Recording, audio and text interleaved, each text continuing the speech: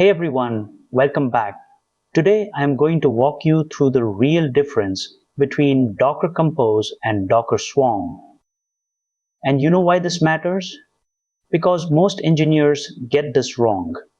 Choosing the wrong tool for your production scale leads to either massive operational complexity for a simple app or a system that crashes the moment traffic spikes. This one decision determines whether your team spends their time shipping code or fighting with container orchestration at 3 in the morning. Let us break down exactly how these two tools work and which one actually fits your infrastructure needs. Specifically, we will look at the design philosophy of Compose, the clustering model of Swarm, and compare their architectures head to head. We will then perform a real-world deployment task in both, compare the performance numbers, and finally build a decision framework for your team. Watch all the way through. Each section builds on the last. Quick note before we dive in, this channel shares practical IT tutorials every week. So if that is useful to you, hit subscribe and join our WhatsApp community linked in the description for more resources. So, what is Docker Compose really? It is a tool that lets you define your entire application stack in a single configuration file. Imagine you are running a local development environment. You have a web front end, a database, and a caching layer. Instead of running 3 separate manual commands, you define them all in a file.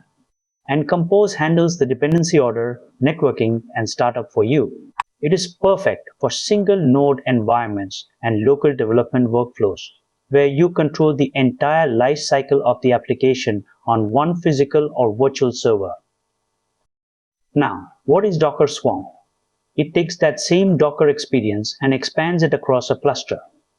Think of Swarm like a conductor of an orchestra.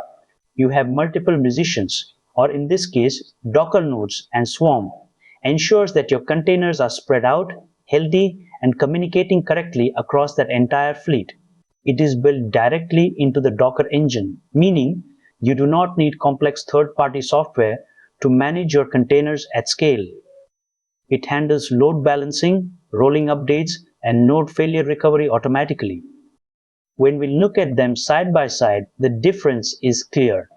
Docker Compose is designed for the single host experience, perfect for developers or simple static deployments where your infrastructure doesn't need to span across multiple machines. Docker Swarm, on the other hand, is built for the multi-host experience, allowing you to add capacity by simply adding more servers to the cluster.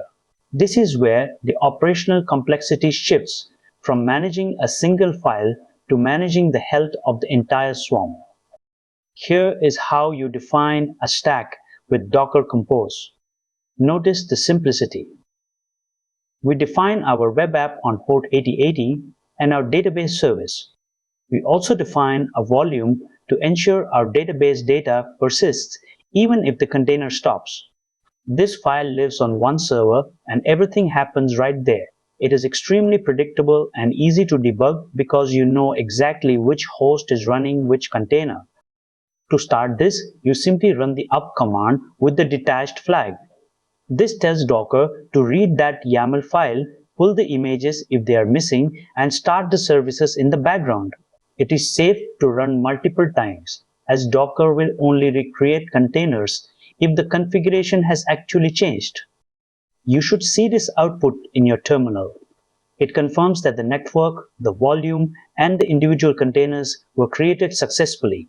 If you see an error here, it usually means a port conflict on your host machine, which is a common issue when running multiple stacks on one server. Now, let us look at the Swarm approach. First, we initialize the Swarm node. Then, instead of a file-based approach for individual services, we use the service create command. Notice we explicitly set 3 replicas. Swarm takes this instruction and ensures that at all times, 3 instances of that Nginx container are running across your cluster. If a node dies, Swarm automatically moves the containers to a healthy node. When the service converges, you see that all 3 tasks are running. Unlike Compose, where you might have one container, here you have a distributed state. If you were to manually kill one of these containers, Swarm would detect the failure and start a new one instantly to bring the count back to 3. That is the power of a declarative orchestration engine. Let us look at the numbers. In terms of speed, Compose wins for local development because there is no cluster management overhead.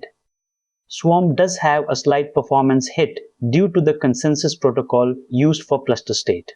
On cost, Swarm management nodes consume extra RAM and CPU. Complexity is the biggest differentiator. Compose is zero config, while Swarm requires you to manage a public key infrastructure for node security. Scalability and high availability are where Swarm becomes necessary. If you need more than one server's worth of power, Compose simply cannot do it. So when should you choose which? Use Compose for local development, testing, and simple applications that fit on one machine. It is also excellent for CI or CD pipelines where you need to spin up a temporary stack, run test, and tear it down. Switch to Swarm when you reach production and need high availability. If your app needs to stay online during a server update, or if you simply have too much traffic for one server, Swarm is the native, low overhead path to solving that problem. Make sure to review each point shown on screen carefully. Common mistakes? First, over-engineering. Do not use Swarm for a simple site that barely gets traffic. The operational cost of managing a cluster is not worth it. Second, forgetting that Swarm containers are transient. If you store data inside the container instead of a volume, you will lose it when the service moves. Third, networking. Swarm uses an overlay network, and if your firewall blocks the internal ports, your nodes will never communicate. Finally, security. Never run a cluster over public networks without enabling the built-in TLS encryption for Swarm traffic. Make sure to review each point shown on screen carefully. Here is a real-world example. A regional logistics platform was struggling during the holiday shipping season.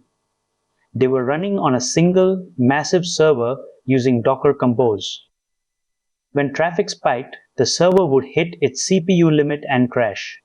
They migrated to a 5-node Docker Swarm cluster. By spreading the load across those nodes, they achieved 4 nines of uptime during the peak, even when one of the nodes experienced a hardware failure. They did not need to rewrite their code. They just moved their Compose-based definitions into Swarm services.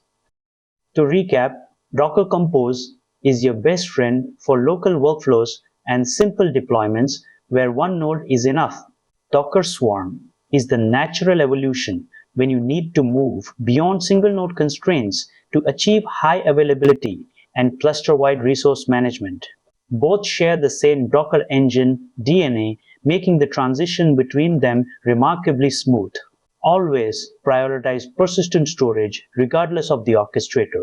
And remember, the best infrastructure is the one that is simple enough for your team to manage effectively.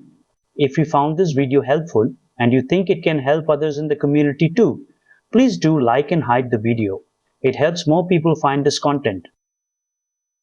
Hit subscribe to stay updated for our regular videos. Join our WhatsApp community using the link in the description where we share more practical IP resources every week. Thanks for watching, and I will see you in the next one. If you found this video helpful and you think it can help others in the community too, please do like and hype the video. It helps more people find this content. Hit subscribe to stay updated for our regular videos. Join our WhatsApp community using the link in the description where we share more practical IT resources every week. Thanks for watching, and I will see you in the next one.